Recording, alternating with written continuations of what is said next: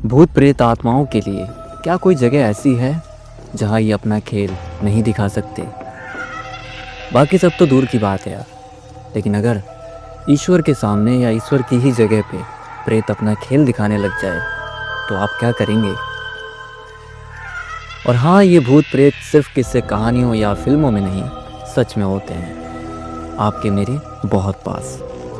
और हो सकता है ये कहानी आप जिस वक्त सुन रहे हो उस वक्त आपके पास कोई प्रेत आपको देख रहा हो। मैं आपको डराना नहीं चाहता, लेकिन हाँ, ये सब सच है कि भूत प्रेत होते हैं। आज की जो कहानी है, ये कहानी है एक गर्ल्स हॉस्टल की। इस हॉस्टल की एक रात, एक कमरा और एक प्रेत सब पर भारी पड़ा। और हाँ, आज की कहानी आपको एक डर से रूबरू करवाने वाली है। स्वागत है आप सबका एक और भूतिया कहानी में। आप सुन रहे हैं जेएस डायरी। मेरा नाम है आकाश।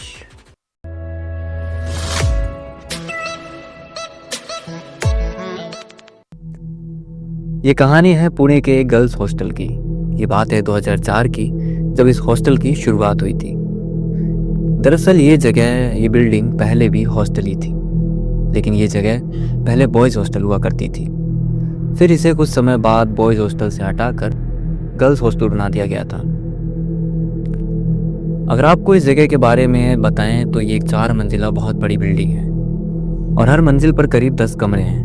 और यहाँ खेलने के लिए ग्राउंड, बास्केटबॉल, बैडमिंटन, हर तरह के खेल के लिए अलग जगह बनाई हुई है। और इस हॉस्टल की सबसे बड़ी खासियत ये थी कि यहाँ नीचे का जो एरिया था, जहाँ यहाँ का ऑफिस था और बाकी की चीज़ें बनी हुई थी, वहाँ एक बड़ा सा कमरा था जहाँ सब लोग एक साथ बैठकर अपनी पूजा पाठ, अपनी प्रार्थना किया करते थे।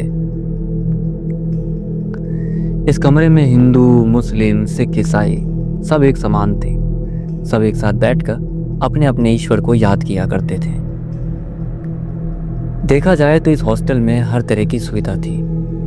यहाँ की जो वार्डन थी उनका नाम उर्मिला था। उर्मिला जी को यह हॉस्टल और इस हॉस्टल की लड़कियों से बहुत प्यार था।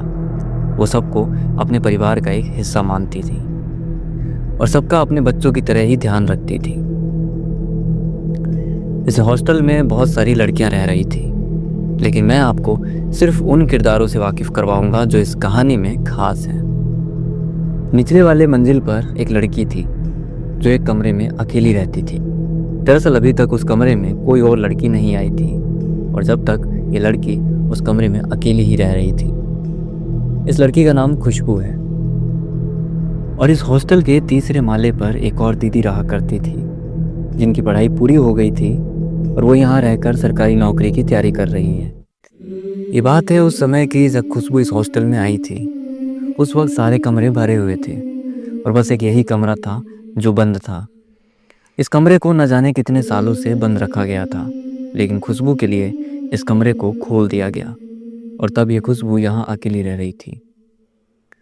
करीब 2 से 3 दिन बाद खुशबू ने अपनी वार्डन से शिकायत की और कहा कि यहाँ मेरे पास वाले कमरे की जो लड़कियाँ हैं वो मुझे परेशान करती हैं।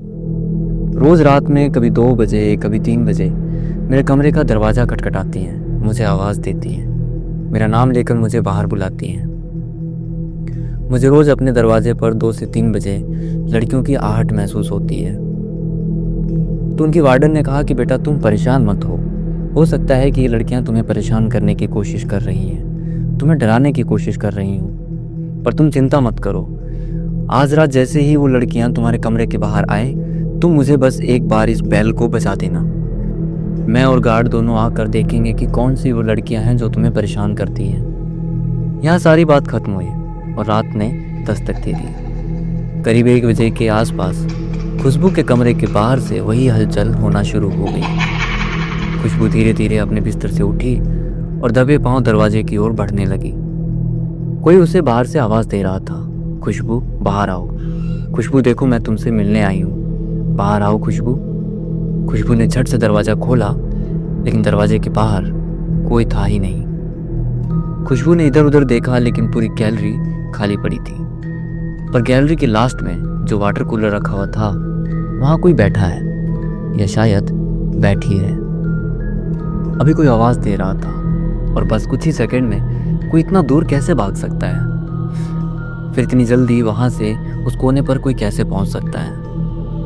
ये अभी सोच ही रही थी कि वहाँ जो बैठी थी वो धीरे धीरे खुशबू की ओर बढ़ने लगी। वो दुल्हन की तरह सजी धजी लग रही थी, पर उसका चेहरा खुशबू को नजर नहीं आ रहा था। वो औरत धीरे धीरे खुशबू की ओर बढ़ती जा रही थी।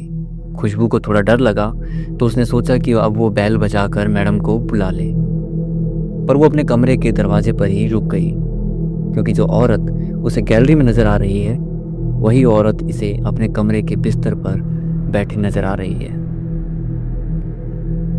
एक औरत दो जगह एक साथ कैसे नजर आ सकती है? खुशबू के पैर कांपने लगे और डर के मारे खुशबू की हालत खराब होने लगी। खुशबू जैसे तैसे धीरे धीरे अपने कमरे में गई और उसने उस बैल को बचाया, और करीब 2 से 3 मिनट में वार्डन मैडम और साथ में 2 सिक्योरिटी गार्ड खुशबू के पास आ पहुंचे थे। वार्डन ने जाते ही खुशबू की हालत देखी और पूछा कि बेटा क्या हुआ, तू ठीक है ना? खुशबू बहुत डरी हुई थी। उसने बताना चाहा, लेकिन वार्डन ने कहा कि तू सारी बात छोड़, पहले तू बता तू ठीक है और ये सब किसने किया? खुशबू ने जब खुद को आईने में देखा तो उसके चेहरे पर खरोचों के निशान थे और उसकी कलाई पर भी एक ऐसा निशान था जैसे उसके हाथ को किसी ने बहुत मजबूती से पकड़ा हो। खुशबू को इन सब के बारे में कुछ भी पता नहीं था, ये सब कैसे हुआ, किसने किया, और ना ही उसके चेहरे पर इन सब चीज़ों का कोई दर्द हो रहा था। मैडम इस बात को लेकर थोड़ी चिंता में थी कि तभी दूसरी मंजिल पर एक कमरे से फिर एक लड़की की चीखने की आवाज़ आई। मैडम और खुशबू और वो सिक्योरिटी गार्ड भागते हुए उस कमरे की ओर गई। उस कमरे में 3 लड़कियां रह रही थी और वो तीनों लड़कियां बेड के कोने पर डरी सहमी बैठी हुई थी। वार्डन ने उनसे पूछा तो उन्होंने कहा कि अभी यहाँ कोई औरत है जो हमें बहुत डरावनी सी लगी। तो मैडम ने कमरे में चारों तरफ नज़रें घुमाई, लेकिन कमरे में कोई नहीं था। ये तीनों लड़कियां भी भागकर कमरे से बाहर आ गईं। वार्डन ने बेड के नीचे देखा तो किनारे की ओर किसी के पैर तो नजर आ रहे थे। तो वार्डन ने कहा, तुम जो भी हो चलो बाहर आओ, बहुत हो गया मजाक। आधी रात में तुम ऐसे बच्चों को डरा रहे हो, तुम्हें शर्म नहीं आती? चलो बाहर आओ तुम अभी। मैडम को इस तरह किसी पर चिल्लाते हुए सुना तो गार्ड्स भी अंदर आए और उन्होंने बेड के नीचे देखा तो वहाँ कोई नहीं था। मैडम ने जब दोबारा देखा तो हाँ, बेड के नीचे कोई नहीं था। मैडम कमरे से बाहर आई और कहा कि ये हमारे हॉस्टल में आज रात क्या हो रहा है? क्या हमारे हॉस्टल में भूत आ गए हैं क्या? क्योंकि मैंने जो देखा वो गलत नहीं था। अभी वार्डन मैडम सोच ही रही थी कि एक साथ पूरे हॉस्टल की सारी लड़कियां एक साथ रोने चिल्लाने लगी और बहुत तेज तेज आवाज़ें आने लगी। अभी लड़कियां अपने कमरे से भागती हुई वार्डन के कमरे तक आ पहुंची थी। वार्डन भी उनके पास पहुंची और पूछा कि क्या हुआ, तुम सब इतने डरे हुए क्यों हो? तो किसी ने कहा कि सोते हुए अचानक से किसी ने उनके पैरों को खींचा है। किसी ने कहा कि किसी ने उनका गला दबाया। ये सारी घटनाएं मैडम को अब चिंता में डाल रही थी। यहाँ सच में सबको डर लगने लगा था। लास्ट वाले कमरे में कुछ आवाज़ आई तो ये सारी लड़कियां और वार्डन उस कमरे की ओर गए। कमरे का दरवाज़ा खोल कर देखा तो वहाँ फर्श पर उन्हें एक औरत बैठी नजर आई जो देखने में बहुत भयानक थी, और इसी के साथ साथ पूरे कमरे में एक अजीब सी हंसी गूंज उठी। ये सब डर के चिल्ला के वहां से सीधा प्रार्थना वाले कमरे की ओर भागे। यहाँ ईश्वर थे, ये जगह ईश्वर की है, यहाँ सब सुरक्षित है। पर मैंने कहा था ना कि अगर प्रेत ईश्वर की ही जगह पर खेल दिखाने लग जाए तो क्या होगा। यहाँ ये दरवाज़ा बंद कर सब अंदर बैठे थे और इन्हें बाहर से पूरे हॉस्टल में किसी के हंसने की आवाज़ आ रही थी, और यह हंसी साधारण नहीं थी।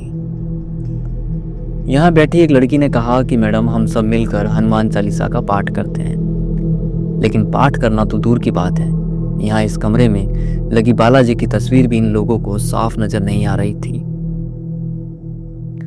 यहाँ इन्होंने हनुमान चालीसा का पाठ करना चाहा, लेकिन ये एक लाइन से आगे बढ़ ही नहीं पाए। तभी इन्हें ऐसा लगा कि कोई सीढ़ियों से भागता हुआ ऊपर की ओर गया है। इनकी मैडम ने सोचा कि ये वही है जो यहाँ पे मजाक कर रहा है। यहाँ कोई भूत प्रेत नहीं है, यहाँ कोई है जो हमसे मजाक कर रहा है। इनकी मैडम गुस्से में कमरे से बाहर निकली और कहा कि बस वहीं रुक जाओ, तुम जो भी हो बस वहीं रुक जाओ, बहुत हो गया मजाक, मैं अभी कभी पुलिस को फ़ोन करने जा रही हूँ। तभी ऊपर एक कमरे का दरवाज़ा बंद होने की आवाज़ आई।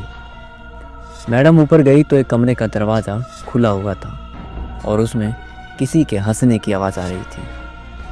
इनकी मैडम ने जैसे ही वो दरवाज़ा खोला तो देखा अंदर कोई औरत थी जिसका चेहरा पूरी तरीके से जला हुआ था। आंखें एकदम काली थी और औरत देखने में इतनी भयानक थी कि मैडम वहीं बेहोश हो गई। जब कुछ देर तक मैडम वापस नीचे नहीं लौटी तो लड़कियों ने हिम्मत करके ऊपर जाने का सोचा और ये गए भी। इन्होंने मैडम को उस कमरे से बाहर निकाला और उन्हें होश में लाया गया। मैडम एक बहुत भयानक डर के साथ उठी और उनकी जुबान पर बस एक ही नाम था। उन्होंने जो देखा वो प्रेत था। ये सब यहाँ से बाहर निकलने का सोच रहे थे क्योंकि एकमात्र यही रास्ता था कि इस हॉस्टल से बाहर निकलो और अपनी जान बचाओ। लेकिन तभी एक कमरे में से किसी के हंसने की आवाज़ आई, कुछ फुसफुसाने जैसी आवाज़ आई। मैडम और सारी लड़कियाँ एक साथ उस आखिरी वाले कमरे में गई। वैसे आपको एक बात बताऊं, यहाँ एक लड़की मिसिंग थी। वो जो यहाँ रहकर नौकरी की तैयारी कर रही थी ना, बस वही लड़की। और ये जो कमरा है ये उसी लड़की का कमरा था। इन्होंने कमरा खोला और देखा कि वो लड़की फर्श पर बैठी कुछ टोटके कर रही थी। और यहाँ पूरी रात इन सब पर एक साथ वशीकरण हुआ और सुबह किसी को भी पता नहीं चला कि वो लड़की कब और कहाँ गई। उस लड़की ने जो पता यहाँ लिखवा रखा था उस पर भी जाकर पता लगाया गया, लेकिन उस पते पर कोई रहता ही नहीं था। एक रात के बाद यहाँ से सब ने ये हॉस्टल खाली कर दिया और जिन्होंने ये कहानी बताई है उनका कहना है कि वो रात उनकी ज़िंदगी की सबसे भयानक रात रही। और ये कहानी हमें खुद खुशबू ने भेजी है। आज की कहानी में सिर्फ इतना ही। आपको ये कहानी कैसी लगी हमें मैसेज या कमेंट करके ज़रूर बताइएगा। अगर आपको कहानी पसंद आई तो इसे औरों तक शेयर कीजिएगा। आपसे फिर मुलाकात होगी एक बार फिर एक नई कहानी या एक नए किस्से के साथ में। तब तक के लिए बने रहिए जेएस डायरी पे। मेरा नाम है आकाश।